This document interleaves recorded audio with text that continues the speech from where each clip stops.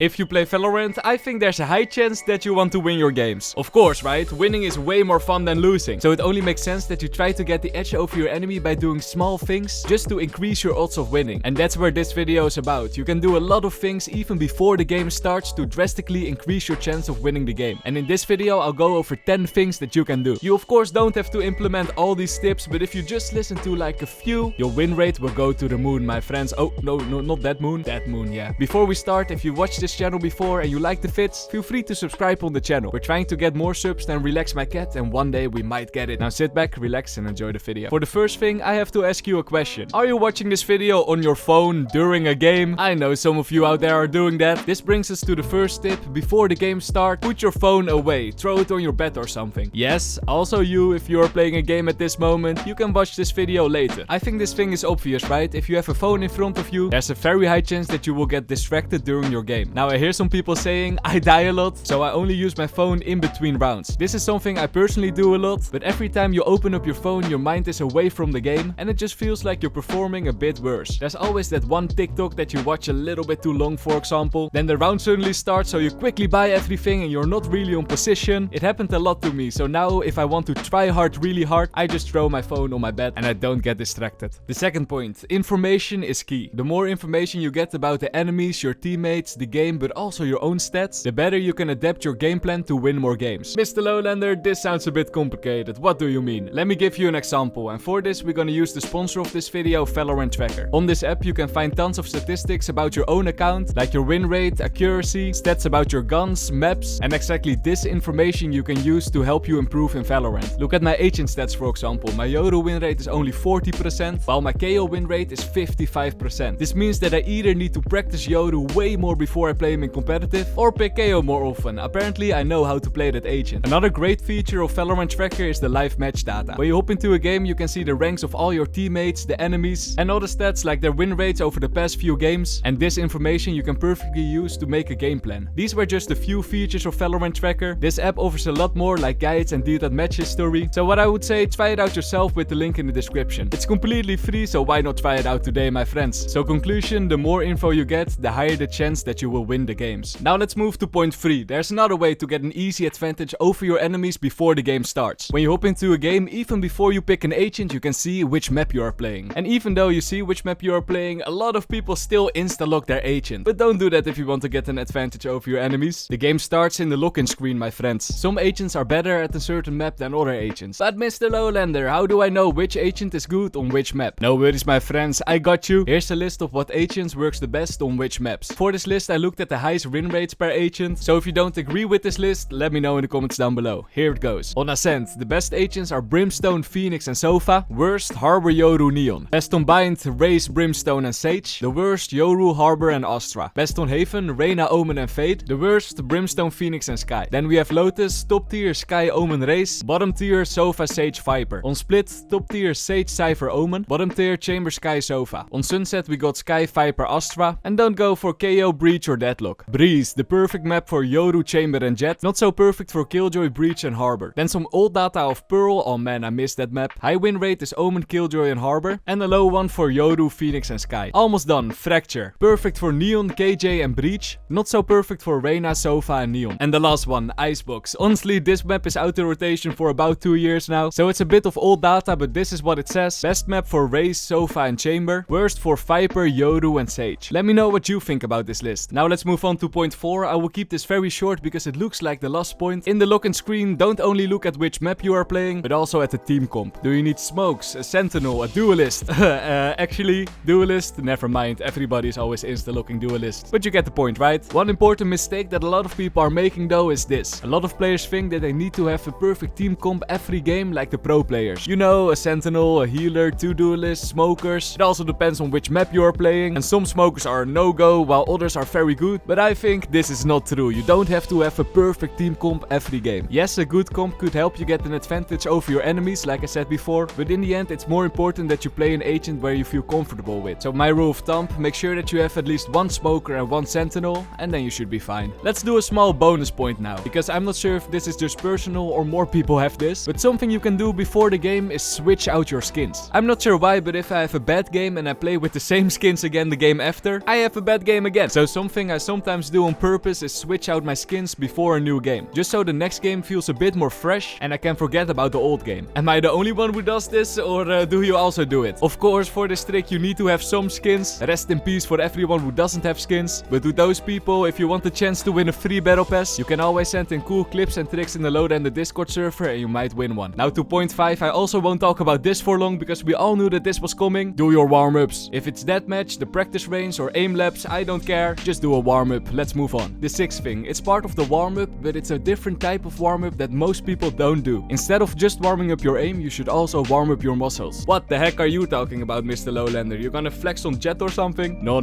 my friends. Not to flex, but by warming up your muscles, you will get a bit more consistency. Especially on those winter days when it's very cold in your room. If you don't warm up on those days, your aim will probably be very rusty. My aim at least. So warm up, my friends. You of course don't have to do 50 push-ups, but a few stretches could get you a long way. Let's move on to point number 7. This one is for when you are playing new agents. Make sure that you at least do some preparation before you play a new agent. What do I mean? Well, if you are playing Viper for example, learn a few molly lineups. You're picking up Killjoy or Cypher, learn a few setups. And even for duelists like Reyna, you could search for a quick guide on YouTube, watch a 5 minutes video and you will be prepared for your first game with the new agent. But a very important tip to keep in mind, I would say a bonus tip, don't play a new agent immediately in ranked. Every agent has a learning curve and if you first pick up an agent and you play it in ranked, you will be very rusty, trust me. It's better to try out a new agent at least once, and if you're too lazy for that, Spike Rush is also fine. So in conclusion, when you pick up a new agent, make sure that you prepare yourself for your first ranked game. Point number 8. This one might sound a bit strange, but stop playing Valorant.